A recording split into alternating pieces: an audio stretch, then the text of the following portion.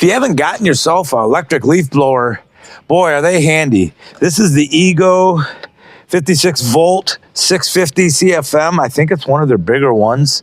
Kids got this for me a couple years ago for Father's Day. Absolutely fantastic.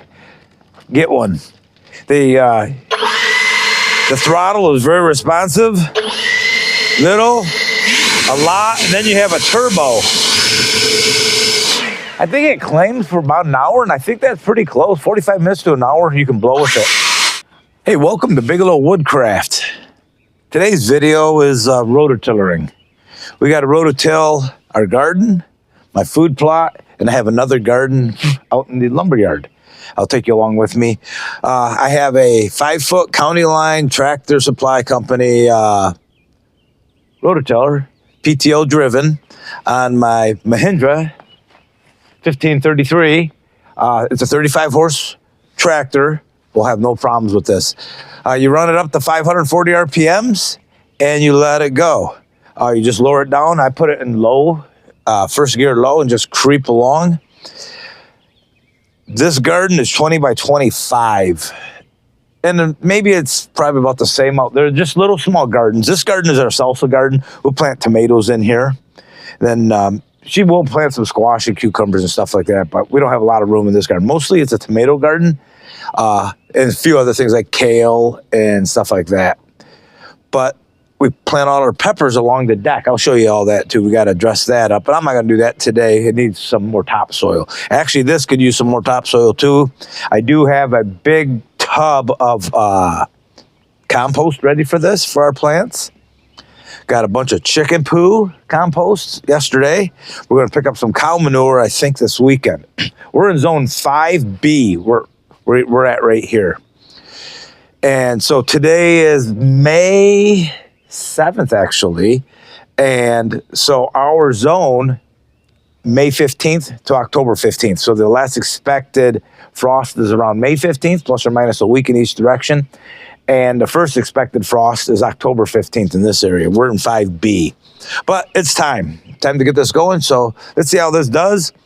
It goes quick. I do have a little Ford rototiller. And one of my friends has it right now, so we're not going to use that today. We're just going to use this big behemoth. It's a lot of rototiller for a little garden. One last thing. This is a hugelkultur garden, and so is the other one in the wood yard, meaning what I did is I scraped down about 2 feet, 3 feet, layered it with debris, bark, wood chips, stuff like that for about a foot. And then I topped all that, dressed that all off with topsoil. And then I do have an irrigation system. I have plumb back in here and then put our just a little fence. It's not to keep the animals out because it's only 2 foot high. It's to keep the dog from running through it and the other critters.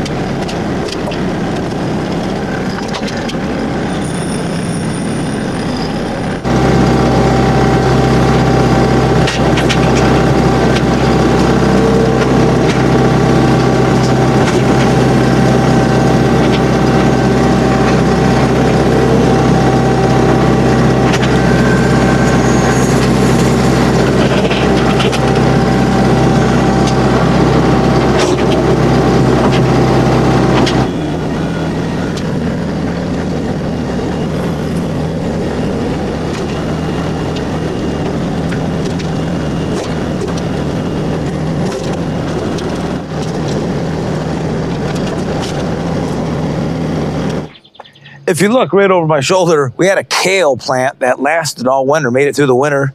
Our chives, I accidentally ran those over with the lawnmower the other day because they blended in with the grass. And she had another chive come up there, so I just left it. But it looks good. Let's go get the other ones. Oh, hey guys, you caught me napping. Coming out here to rototill, huh? I'm just sitting out here just enjoying the nice day. Low 60s today. this garden, 24 by 24, 25 by 25. I got some chicken poo in here that was put down a while ago. So we're going to disc this in or till it all in and go from, hey, Abby, don't eat it though. Hey, do you have a chair in your garden? I got 2 of them. One for me and one for my wife. Let's do this.